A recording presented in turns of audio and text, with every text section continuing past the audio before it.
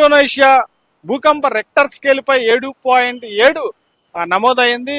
ఈ ప్రమాదంలోనే ఏంటంటే 47 మంది మృత్యువాత పడడం అయితే జరిగింది. దీని ప్రభావం విశాఖ తీర ప్రాంతంపై కూడా పడింది.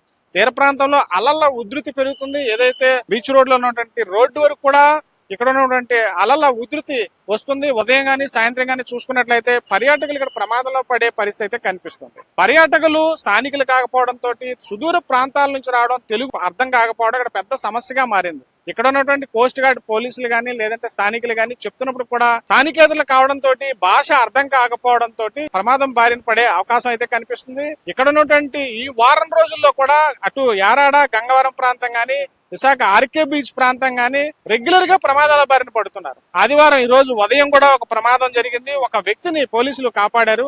అదేవిధంగా యారాడ ప్రాంతంలో 5గురు కుటుంబం ప్రమాదం బారిన పడ్డారు. 4 వాళ్ళంతటా వాళ్లే కెరటాల ఉధృతికి మళ్ళీ రిటర్న్ వచ్చినప్పుడు కూడా ఒక మహిళలు మాత్రం స్థానికంగా ఉన్నటువంటి మత్స్యకారులు కాపాడారు. అదేవిధంగా ఈ వారంలోని ఫ్రెండ్షిప్ డే రోజున యారాడ ప్రాంతంలోని 5గురు సన్నిహితులు అక్కడ ఏదైతే ప్రాంతంలో ఫోటోలు తీసుకుంటుండగా ఒక్కసారిగా అలలు మీదకు ఉరికాయి. ఈ సమయంలోని ఒక యువతి పడిపోయింది. ఆ యువతను రక్షించేందుకు మరో యువకుడు వెళ్లడం తోట 2 కూడా మృత్యువాత పడ్డారు. ఇలా పదే పదే మృత్యువాత పడడం ఈ వారంలోని అత్యంత ఉధృతిగా అలలు ఉండడం అనేది మనం చూస్తున్నాము. ఇది పూర్తిగా ఇండోనేషియా ముందస్తుగా అంటే ఏదైతే భూకంపం ఉందో ఆ భూకంపం ముందు ఉన్నటువంటి ప్రభావం తర్వాత ప్రభావం కూడా విశాఖ తీరంపై కూడా పడుతుంది.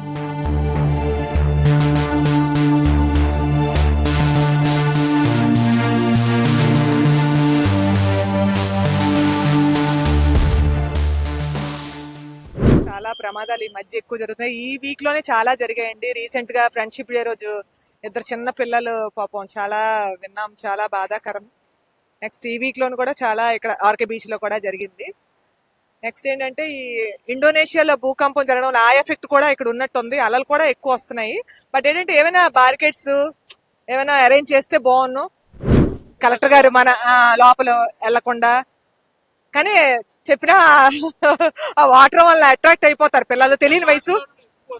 అవునండి, అందరూ నాన్ లోకల్ ఎక్కువండి. నాన్ లోకల్ ఎక్కువ, వాళ్ళకే కొద్దిగా ఇబ్బంది అవుతుంది. బట్ ఏంటంటే అన్ని లాంగ్వేజ్ లోని కొద్దిగా అనౌన్స్ చేస్తే బాగుంటది. ప్రభుత్వం కొద్దిగా చర్యలు తీసుకుంటే అవేర్నెస్ కల్పించాలని కోరుకుంటున్నాం. ఇలాంటి ప్రమాదాలు అవి జరగకుండా. Thank you. మొన్న ఒక ఇన్సిడెంట్ అయింది. ఫ్రెండ్షిప్ డే వచ్చి అందరూ బీచ్ దగ్గర ఆడుకోవడానికి వచ్చి అదే మీటింగ్ యారాడ్ లో జరిగి అందరూ అందులో 2 బీచ్ లో. సో ఆ ఇన్సిడెంట్ చూసి సో పిల్లలందరూ వెళ్ళకుండా దూరం నుంచి చూసి ఎంజాయ్ చేసి వెళ్ళిపోతే కొంచెం వాళ్ళకి బాగుంటుంది. వాళ్ళకున్న పేరెంట్స్కి వాళ్ళు బోత్ సైడ్స్ హ్యాపీగా ఉంటారు. ఇదే ఇప్పుడు వర్షం పడుతుందో ఆ టైంలో బీచ్ కొంచెం సరిగ్గా ఉండకుండా అలలు ముందుకు వచ్చేసి ఇట్లాంటివన్నీ చాలా జరుగుతాయి, చాలా చూస్తున్నాం మనం పబ్లిక్లో. సో దాన్ని బట్టి మనం ఎలా ఉండాలి అనేది మనకు బట్టి కేరింగ్ అవన్నీ మనం చూసుకోవాలి. తరచూ చూస్తున్నాం. ఇక గత వారం నుంచి కూడా చూస్తుంటే విపరీతంగా జనాలు బీచ్ లో కొట్టుకుపోవడం అంటూ పేపర్లో చూస్తున్నామండి. అది బాధాకరంగా ఉంది. కాకపోతే ఎవరు మన లోకల్ అయితే కాదు, అందరూ అవుటర్సే ఉన్నారు. వాళ్ళకి తగ్గట్టు బోర్డ్స్ ఎంత పెట్టినా హెచ్చరిస్తున్నా సరే జనాలు వినట్లేదు. ఇంకొంచెం జనాలకి అవేర్నెస్ తీసుకొచ్చినట్టు కూడా అన్ని లాంగ్వేజెస్ లో బోర్డ్స్ పెట్టి సెక్యూరిటీని కూడా పెంచితే ఇలాంటి ప్రమాదాలన్నీ జరగకుండా ఎవరు చనిపోకుండా ఉంటారని నేను అనుకుంటున్నాను. దీనికి తగ్గట్టు చర్యలు కూడా ప్రభుత్వం తీసుకోవాలని కోరుకుంటున్నాను. జనాలు ఎవరిని కూడా రాకుండా బార్కేడ్స్ అవి పెడితే కొంచెం బాగుంటుందని అనుకుంటున్నాం అండి. పండగల టైం అన్నా ఏదైనా అకేషన్స్ టైం కూడా ఎక్కువ ఉంటున్నారు బీచ్ అంతా. ఇది వైజాగ్ కి మెయిన్ అట్రాక్షన్ అంటే బీచే కనుక అందరూ ఇక్కడికే వస్తారు. దానికి తగ్గట్టు జాగ్రత్తలు తీసుకుంటే పోలీస్ డిపార్ట్మెంట్ వారు కూడా బాగుంటది. ఇంకా సెక్యూరిటీ గార్డ్ కూడా పెంచితే లైఫ్ వాళ్ళందరూ కూడా బాగుంటదని. వైజాగ్ కి చాలా మంది పిల్లలు ఎంజాయ్మెంట్ గానే వచ్చేస్తున్నారు. వాళ్ళకి ఏంటంటే సముద్రంలో స్నానం చేయడం ఏదో బాగుంది అన్నట్టు వచ్చేస్తున్నారు. కానివ్వండి, కాలేజీ పిల్లల దగ్గర నుంచి స్కూల్ పిల్లల దగ్గర నుంచి వాళ్ళకి ఎవరికి అక్కడికి వెళ్ళే వరకు ఏం జరుగుతుందో వాళ్ళకి తెలియదు. కాబట్టి ఇక్కడ పోలీసులు కొంచెం లైఫ్ గార్డ్స్ అవి పెట్టుకుని రెడీగా ఉండి వాళ్ళని వెళ్ళకుండా కూడా చూసుకోవాలండి.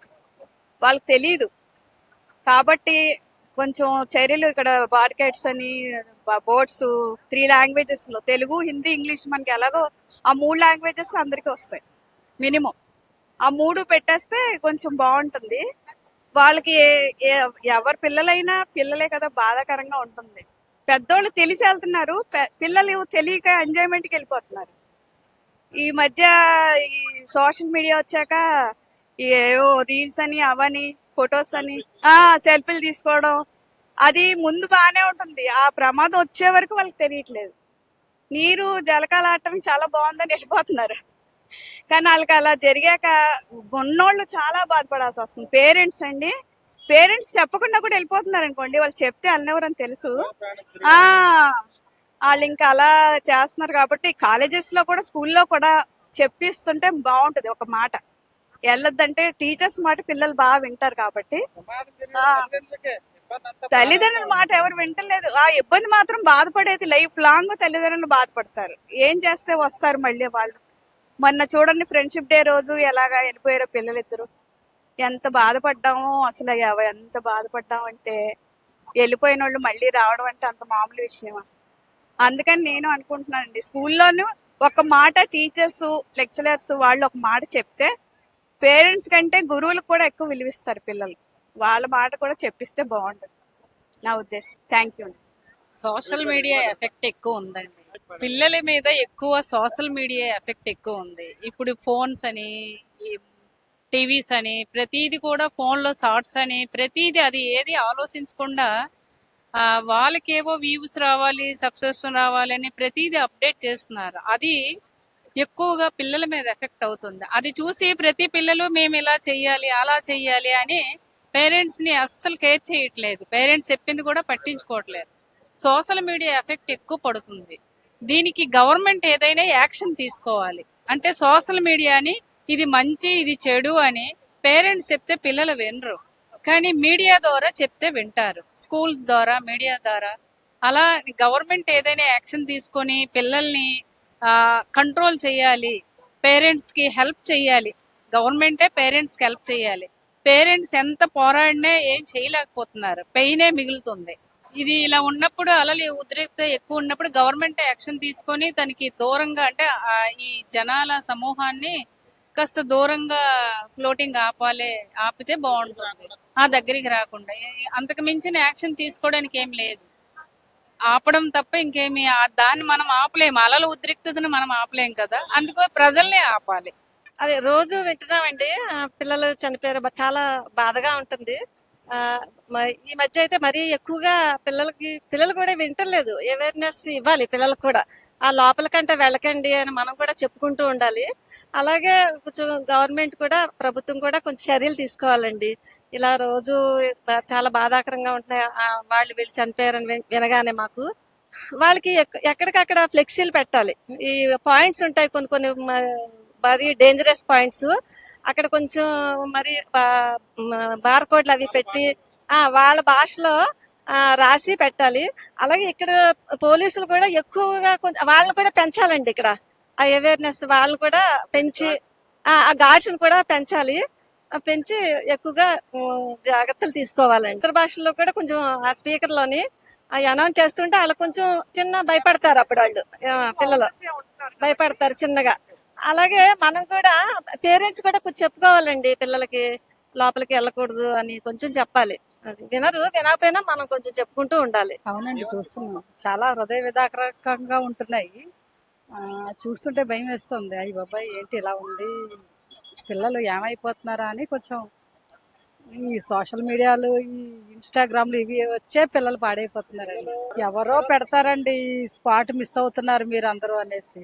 అది ఎక్కడ ఏమిటని గూగుల్లో సెర్చ్ చేయడం, పరుగులెట్టడం. వీళ్ళు అక్కడ ప్రమాదాలు ఇలాగా తెచ్చుకుంటున్నారు. భయం వేస్తుంది. ఏం చేయడానికి మెయిన్ ఈ సోషల్ మీడియా, ఈ యూట్యూబ్లు వీటి వల్లేనండి మెయిన్. వాళ్ళంతటా వాళ్ళే తెలుసుకోవాలండి.